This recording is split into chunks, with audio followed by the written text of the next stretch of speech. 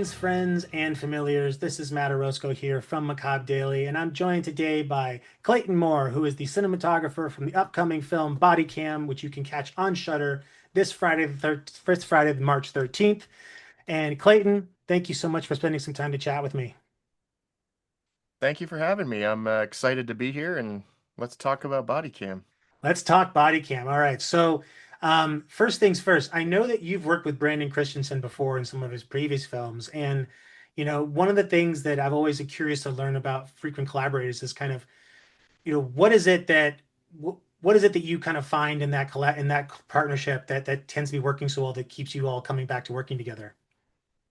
I mean, first and foremost, we just like to have fun.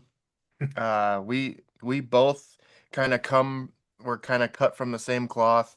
We grew up with some of the same love for the same movies and stuff, and we just click really well together.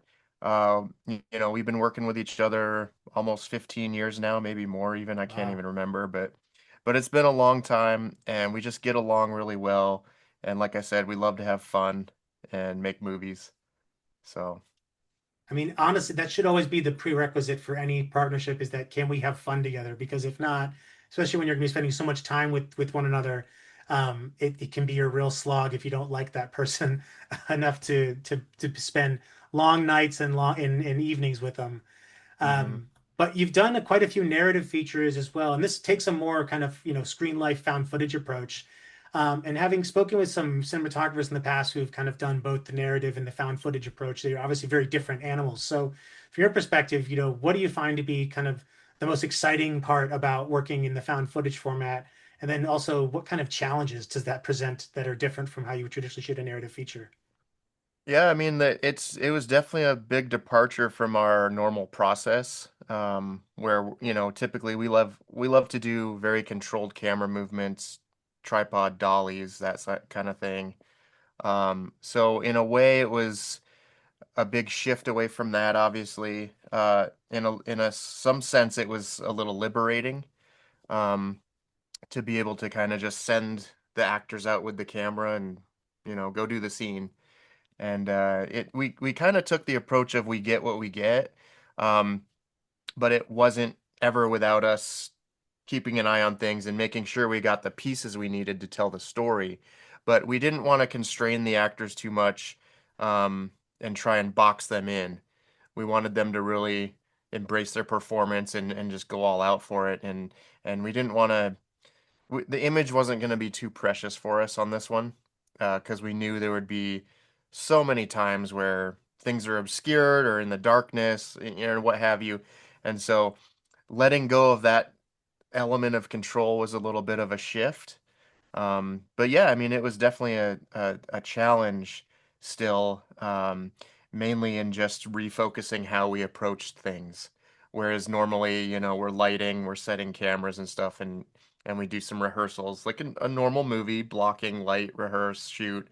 But this one was a lot more of just run and gun, block it out real quick, shoot it, because we shot the whole thing in 12 days. So Holy there shit. wasn't there wasn't a lot of time to be too precious with everything. I mean, that's a extremely fast schedule, and it sounds like, again, like found footage filmmaking I've heard has been done a few different ways. One is like where you have someone like yourself as the DP cinematographer kind of controlling the movements, and then the actors are kind of really close proximity so that it feels like it's in that perspective. But that it sounds like yours case, you kind of entrusted them to be be the camera person in this case. So, what was it like working with them to ensure that they kind of hit their marks? Because it is different. Like when a director can kind of tell them, hey, make sure this is where you have to work with, and then they just kind of know that. Whereas with you have the camera yourself, there's a lot more freedom that comes with it. So how do you work with the actors now to make them into mini versions of yourself, basically? Yeah, we knew from day one it was gonna be on the actors the whole time, so we wanted to keep it as small and light as possible. We didn't want to interfere with their process at all. And so I felt I took that part of my job very seriously in being able to enable them to do their work, without getting in the way of that. So yeah, like you said, we knew that we didn't want to be like over their shoulders holding the camera and things like that. So, you know, I I was able to help them out by basically we shot open gate on this on the camera, so it was basically a big square image, and so um, and a wide angle lens. So as long as they were in the neighborhood, we would pretty much capture what we needed to, and we had a little bit of room to reframe and post if we needed to. Um, because at the schedule we were on, the pace we were moving, we didn't want to have any downtime or retakes for little things like that. So I think that was part of my job was to be able to set them up for as much success as possible. And after like the first day, they became like naturals at it. They kind of were getting into it. They knew where had to be, where they had to position themselves. So it was a very collaborative process, and they caught on very quickly. Yeah, I mean that's great to hear because I can imagine that's kind of the biggest variable of losing that control is that you actually physically don't get to control where the camera's going. You can only kind of hope that it does. And to that end, I'm curious, like what kind of equipment were you using for these shots? Because it is, as you mentioned, like making something that's not going to interfere with performance is crucial, but also ensuring that you get a certain level of picture quality also matters as well. So what kind of equipment were you working with? Yeah, I think first and foremost, the number one rule that we had was we wanted it to be small, nimble, and not interfere with the actors. So we actually went with GoPros. The whole movie was shot on GoPro, and so they're this big, and we built an entire they're wearing like tactical vests and stuff. So we shot single camera. And so whoever was not on screen at the time would wear the camera vest, and it was basically the same tactical vest as the other officer, but it had the GoPro mounted to the chest. It had like a battery pack in it, and then there was a wireless video on it, so that me and Brandon could monitor from around the corner.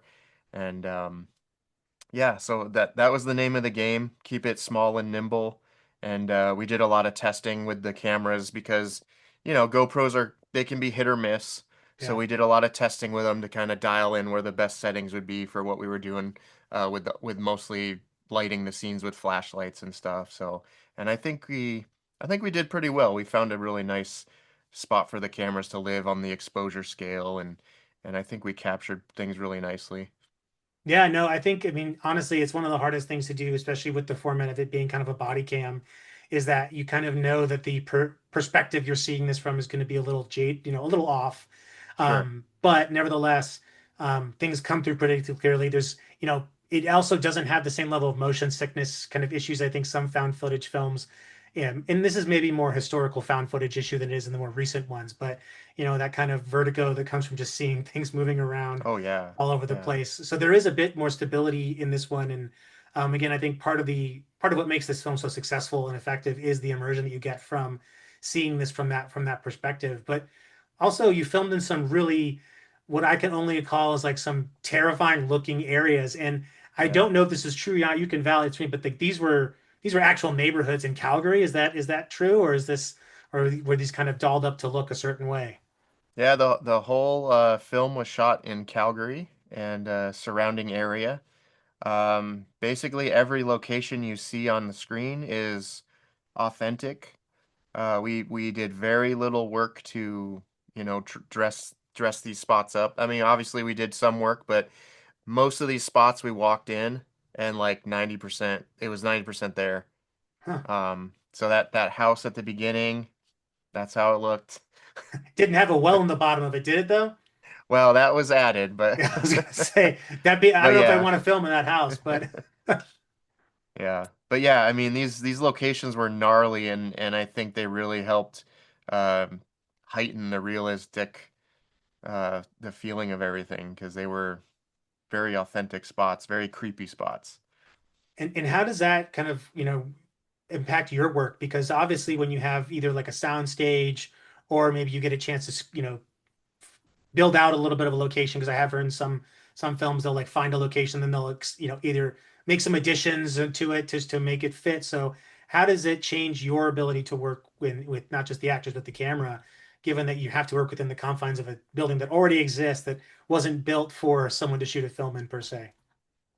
I mean, part of it makes my job easier because no matter where you point the camera, it's going to be ready to go. It's going to look really good. Um, but also it can be tougher because you're not like, oh, if you want to take this wall out, it's like you can't all the time. So you need to come up with like creative rigging solutions if you're going to add any lighting or anything. But luckily, the body cam or the found footage style here was that the cameras were on their chest. So as long as if a person couldn't go into a space, then the camera couldn't really be there. Right. So that kind of helped too. But I think overall it helped us more than anything, just because the tight schedule we had and we could kind of just walk into these places and be ready to go.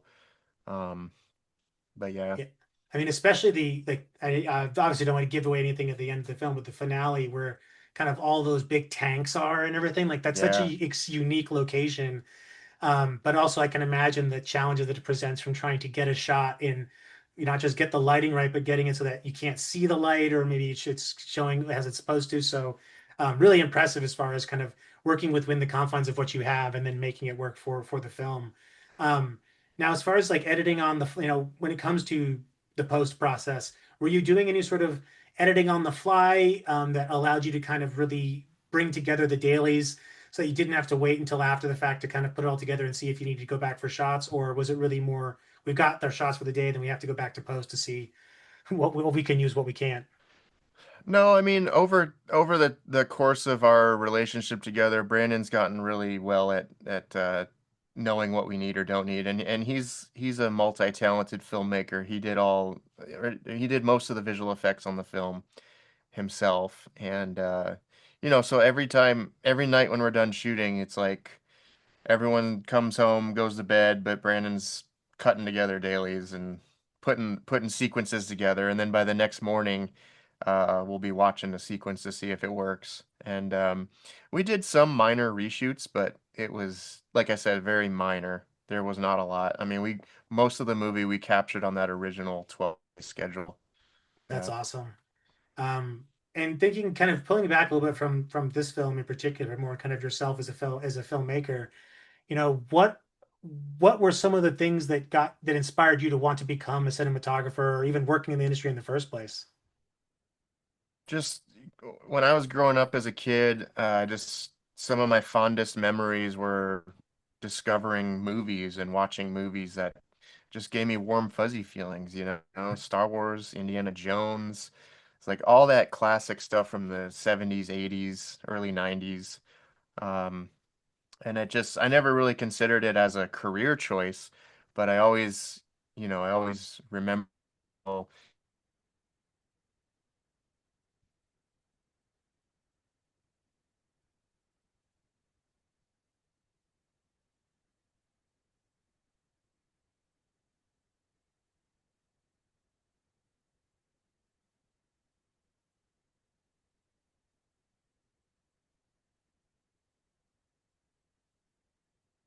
And yeah, I've just always had a appreciation for like visual storytelling and how, visual things can inspire people.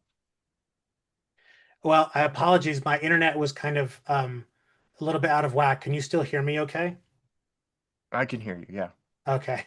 So I caught most of what you were saying, that kind of the interest in becoming a visual storyteller, and of course films from the 70s and the 80s being a big part of that. Were there any films in particular that you're like, this changed completely how you viewed, like this way changed it from beyond entertainment into, oh wow, this is something I think I want to do. Oh man. Uh Maybe The Shining or Close Encounters.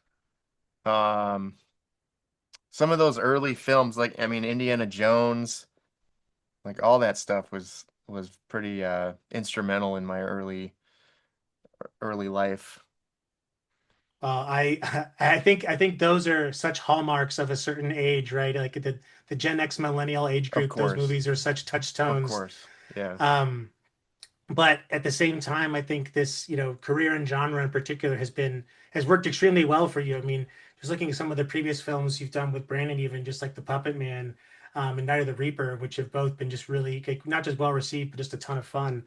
Um, you know, in regards to your own visual style, what are the things that you look to as far as getting your own inspiration when it comes to how you frame shots or things that kind of keep you continuously learning in your craft? I mean, I'll sit and just stare at things for a while and just kind of look at how the light falls naturally on things. Even if I'm just sitting in the airport or at a coffee shop waiting for a drink or something. But the big thing for me is I watch a lot of movies as often as I can. I have a 4-year-old son now, so it's not as much as I used to. But I Or love to or what you choose watch. to watch, I maybe. have yeah, I mean, I have a physical collection behind me, so I like to just browse and pick something off the shelf uh, from time to time, and just kind of revisit all the classics. And I like to look at books, and I'm into photography and everything. So I try to just find inspiration everywhere I go, and if I can see a little thing here or there, and borrow from this, borrow from that, and then hopefully it all kind of comes together and it's in the bank, so to speak. So if I ever find myself in a situation where I need some little lighting trick, I can recall like, oh, I remember one time at a cafe I saw some light hitting a glass or something. So, I mean, it's just pulling inspiration from whatever it appears, I think, is part of being a visual artist. So that's what separates folks like yeah. yourself from the rest of us, is that you can see and find those moments and see like, how can I use that or kind of leverage that as something to create my own work. And Yeah.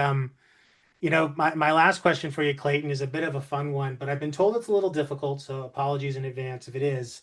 But if you were asked to program a double feature with Bodycam, what do you think would make uh, yeah, a fun film to compare it to put it as a companion? Oh man.